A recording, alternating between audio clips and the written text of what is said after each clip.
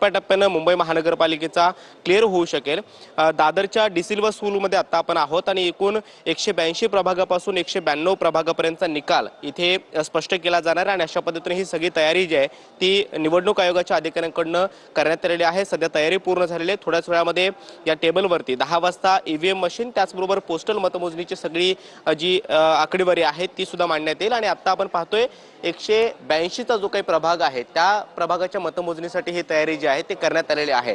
तर दुसऱ्या बाजूला आपण पाहतो 182 च्या अगदी शेजारी 183 प्रभाग क्रमांक जो आहे त्याची सुद्धा मतमोजणीची तयारी करण्यात आलेली आहे आणि तिथे सुद्धा अशाच पद्धतीने अगदी सारखेच टेबल जे आहेत ते पूर्णपणे तयार ठेवण्यात आलेले आहेत आणि एकूण इथेही 10 ईव्हीएम चे मतमोजणीसाठीचे टेबल जे आहेत ते सुद्धा आहेत आणि 2 पोस्टल मतमोजणीचे टेबल जे आहेत ते सुद्धा मांडण्यात आलेले आहेत। उमेदवार प्रतिनिधी जे आहेत ते प्रत्येक उमेदवार जो काही उमेदवार आहे त्याचे प्रतिनिधी सध्या अशा पद्धतीने टेबलच्या प्रत्येक बाजूला उभे राहतील आणि मतमोजणीवरती लक्ष ठेवतील आणि त्याची प्रत्येक माहिती सुद्धा माध्यमांना सुद्धा मिळावी आणि थेट त्याचं प्रक्षेपण सुद्धा व्हावं यासाठी काही सीसीटीव्ही कॅमेऱ्यांची नजर सुद्धा या ठिकाणी असणार आहे। प्रत्येक मतमोजणीचं थेट प्रक्षेपण हे बाहेरपर्यंत व्हावं, मीडिया रूम मध्ये व्हावं यासाठी प्रभागाच्या सेंटरवरती जिथे मतमोजणी होते आहे तिथे सुद्धा सीसीटीव्ही कॅमेऱ्यांची नजर जी आहे ते सुद्धा तैनात ठेवण्यात आलेली आहे।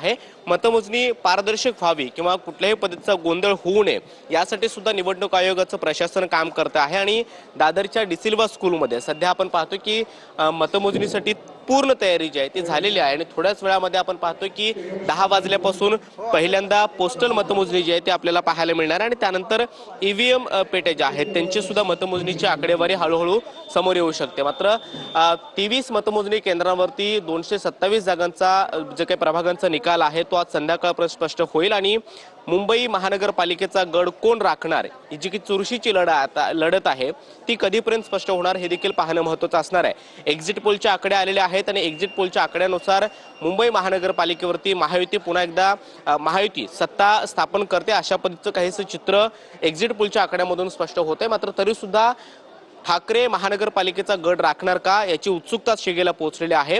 29 महानगरपालिकांचा निकाल राज्यभरामध्ये आज टप्प्याटप्प्याने येणार आहे। मात्र सगळ्यांचं लक्ष लागून राहिले ते म्हणजे मुंबई महानगरपालिकेच्या निकालाकडे, कारण आशिया खंडातील सर्वात मोठी महानगरपालिका म्हणून या महानगरपालिकेला ओळखलं जातं आणि एका राज्याचा अर्थसंकल्प जेवढा असतो तेवढा या महानगरपालिकेचा अर्थसंकल्प आहे। त्यामुळे आता उत्सुकता शिगेला पोहोचली आणि 10 वाजल्यापासून ही मतमोजणी सुरू होते। पुन्हा एकदा जे टेबल मांडलेले आहेत ते टेबल सुद्धा आपण दाखवणार आहोत। एकूण एका प्रभागाच्या मतमोजणीसाठी 10 ईव्हीएमचे टेबल आहेत आणि 2 पोस्टल मतमोजणीचे टेबल आहेत। एकूण 12 टेबलवरती ही मतमोजणी जी आहे ती एका प्रभागाची होईल आणि त्या प्रभागाचा निकाल स्पष्ट झाल्यानंतर पुन्हा दुसऱ्या प्रभागाची मतमोजणीला सुरुवात होईल।